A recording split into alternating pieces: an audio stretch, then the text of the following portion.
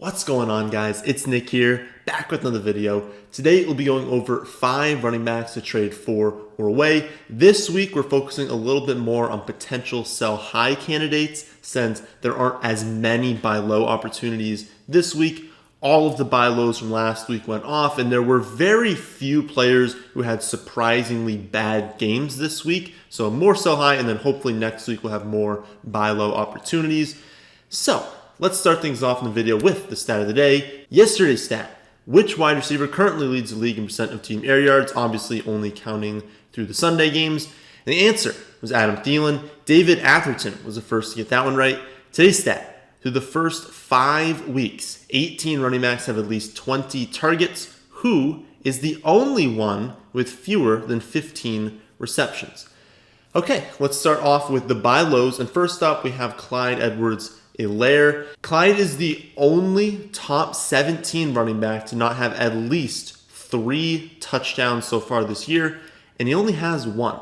If you watched more than one video from us, then you know that touchdowns are extremely random, but they're far more random on bad teams. So for example, Devonta Freeman, if he goes 4 straight weeks without scoring a touchdown, we shouldn't be overly surprised, right? The Giants are not a good offense, so there's less total touchdowns to go around. So while the touchdowns are still a bit random, we should expect him to have long stretches without scoring. If this offense is only going to score, 17 points per game, that's only like 2 touchdowns, so you can't expect him to score every week. But Clyde plays for Kansas City. This is a team that's going to average around 30 to 32 points a game this season. They're going to score roughly 3 to 4 touchdowns a week, with the occasional spiked week of maybe 5 or 6 touchdowns. So when Clyde goes 4 weeks without scoring a touchdown, even though he's averaging over 18 touches a week, well, then we can say with a pretty high level of confidence he's getting unlucky. Especially, when he ranks 3rd in the league with 7 carries inside the 5-yard line, ranks 2nd in carry market share in that same area, only including teams that have at least 2 carries inside the 5. And going off that stat, we have the Jaguars, the Bears, and the Jets all have 1 total team carry inside the 5-yard line. That's pretty impressive. That's pretty dreadful. So if we exclude those teams, because obviously whoever got that carry just has 100% of the carries inside the 5, then Clyde ranks 2nd in percent of team carries in that area. So if you look at the touchdowns, maybe you're like, oh, well, okay, he's getting a lot of touches, but maybe he's not scoring because when they get into the red zone, into the 10, to the 5-yard line, they're going with someone else. But they're not. The point is that Kansas City is going to score a ton of touchdowns this year, and they're using Clyde. He's just gotten unlucky. So he's still very likely to score north of 10 touchdowns on the season, and he's going to have a multi-touchdown, just blow-up game soon. So I would try and trade for him before that happens, especially if, he's on pace for over 1,600 yards, 55 receptions. He's still doing really good in fantasy without scoring the touchdowns. He's on the Chiefs. The touchdown's going to come, and so I would absolutely be trying to trade for him. Next up, we have J.K. Dobbins. You'll probably be a little bit surprised on this one because Dobbins is running back 47 in points per game, and this is before we have the Monday and potentially Tuesday game. So maybe he slips a little bit past that after those. And why is he running back 47 in points per game? Well, it's because he only has 16 carries on the season, I believe 9 receptions on 10 targets. I like him, though, because he will be free. And he's the exact type of player that we want on our bench. Dobbins is not a player that you can just go out and spot start right now, since he's only playing about 1/3 of the snaps. But we don't want him as a player who's going to be able to just get you those 8 points in a random spot start. We want the upside. Dobbins has 7.9 yards per carry this season, while also being the most active running back in the receiving game. And while it seems like they're content using a 3-man committee, he turns into a running back 1 if they ever change their mind or if Ingram went down. There are very few players who have that even in their range of outcome, so we want to load up our benches with them. That's why I've been telling you guys to trade for Edmonds recently, except that Edmonds is a little bit better because you could realistically start him in the flex. So Edmonds and Dobbins have the same sort of upside if they were featured, but right now, I mean, Edmonds you could use in the flex spot because he's getting work regardless. Dobbins a little bit lower because you can't. You have to keep Dobbins on your bench. But players like Dobbins, Edmonds, Madison, Pollard, those are the guys I keep on my bench. And I tell you guys to keep on your bench because we don't want some scat back that is probably going to outscore a lot of those guys on average. But that's only with scoring like 8 to 10 points at the most and just praying for a touchdown. And those aren't the guys I want on my bench. I don't want players who are barely getting any work, have absolutely no ceiling, even if there's injuries. I want someone who can be a running back one if things go their way. So when those guys are cheap, you should be trading for them before the injury happens. We see the injury happen with Dalvin Cook. It doesn't look like a major injury. I mean, I don't know yet. Not a lot has been released, but it doesn't look like a major injury. But what if something like that happened? What if Zeke went down? Or what if Ingram went down? Those are the people who win you the leagues, and those are the people you want on your bench. So right now, Dobbins is really cheap, and I would send an offer to get him. The final buy low is our boy Antonio Gibson. He's been featured a lot in this video, but we've had to take a break after his touchdown streak, but he finally didn't score again this week, and so we'll be adding him back in. He did see his snaps go over 50% this past week, and he matched his season high with 5 targets. In his next 6 weeks, his schedule is awesome.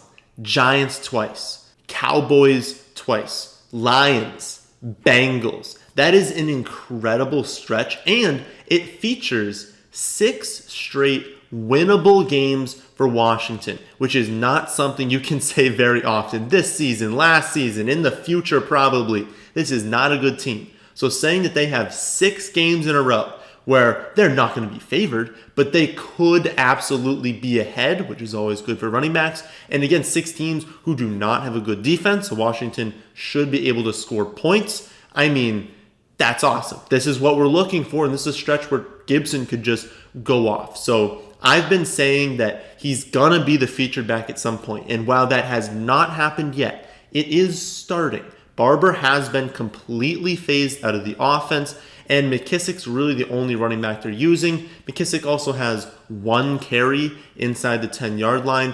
Gibson has taken over the goal line role. He had 11 of the 12 running back carries last week, and his 10 targets over the last 2 weeks is very encouraging, especially when you look at those targets. They're clearly trying to actively get him involved in the receiving game. Most of these are not random dump-offs that happened. They are scheming him looks, which is always better because those come with a lot more upside, especially when you look at a player like Gibson who could just bust out an 80-yard touchdown on any play. So given that they should be in more competitive games soon, given that they're facing very, very bad defenses and his role is expanding, I think now that he finally didn't score the touchdown is the time to try and trade for Gibson. That is actually the final buy low of the week. Like I said, not a ton of players underperformed this week, and it wouldn't be useful to just throw out names who you can't really buy low on. So for sell high, we've got a few names, and we'll start off with Darrell Henderson. Henderson handled 18 touches and scored 2 touchdowns on Sunday, giving him 3 weeks now with at least 100 total yards or multiple scores. So that's pretty good, and that's why he's ranked as the running back 15 overall. The bad news is that Akers is back, and even with Akers out, Henderson has still not had a game with more than 50% of the snaps, and he has only 59 rushing yards on 23 carries over his last 2 games, even playing just 39% of the snaps with Akers out in week 4. So you think with Akers coming back, he's obviously going to see less snaps. Even when Akers was out, he only had 39% of the snaps in week 4. You know, and Akers his first game back, we see this past week, he's only given 13 snaps, and yet he gained 61 yards on 9 carries in those snaps, which again is more than Henderson has gained on 51 snaps and 23 carries over the last 2 weeks. I don't think that we can clearly say Akers is better or Henderson is better. I really don't think anyone can know that at this point.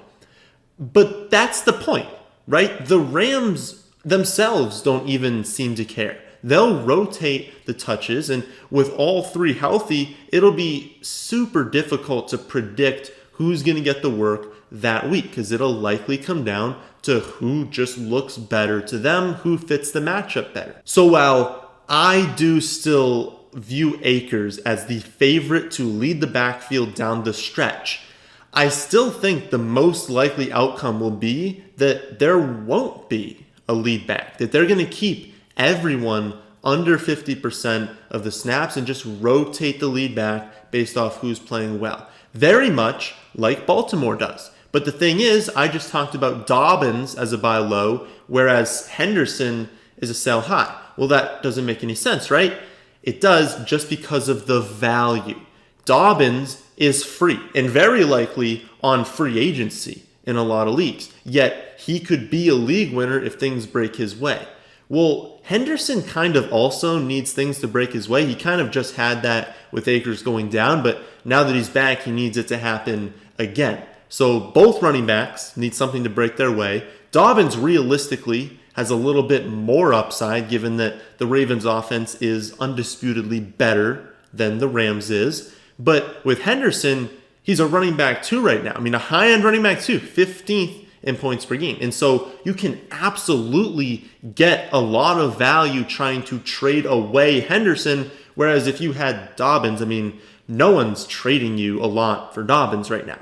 So you can acquire Dobbins for practically free, and you can trade Henderson for a good amount, especially being a running back in today's running back landscape. And so if you have Henderson, honestly, save yourself the headache. You know there's going to be weeks where you think Henderson's the guy, you think he's a good start, and then he goes out there and he gets you 4 points. That's going to happen, especially now that Akers is back, and especially as Akers gets more healthy.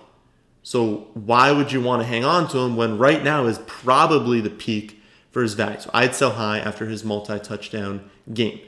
I also want to mention, or at least talk about what I'm doing with Mike Davis. He has been incredible while filling in for Christian McCaffrey, but McCaffrey's expected back soon. We don't know, at least I don't know as of recording this, potentially comes back in week 6. If not week 6, it seems very likely he'll return in the following week. So Davis is, when McCaffrey returns, going to retain some sort of role, especially early. So they're not going to bring McCaffrey back and give him 100% of the snaps, right? Do not expect that to happen. With how good Mike Davis has played, they're going to want to keep McCaffrey healthy. Right when he returns, that's going to be the highest risk of re-injury, and so why would they throw him out there for a ton of snaps? You would still be starting, like very likely starting McCaffrey, but Davis, honestly, in the first week back, might be a flex, but we'll have to see on that. But the point is, Davis will still have some sort of value when McCaffrey returns. It's just not going to be nearly as high as it is right now, and it's not going to be something you're overly comfortable with starting on a championship team. So what do? I have him in 2 leagues. In one of the leagues, I have McCaffrey. In one, I don't have McCaffrey. In the league that I do have Christian McCaffrey, I'm keeping him. We know now that Mike Davis is a running back 1 while McCaffrey is out. And so I would like to just secure, rest of my season, a running back 1. Because when McCaffrey returns, he's a running back 1. If he went down again, I would just throw Mike Davis in. I've got a running back 1 rest of season. I'm comfortable using a bench spot on that.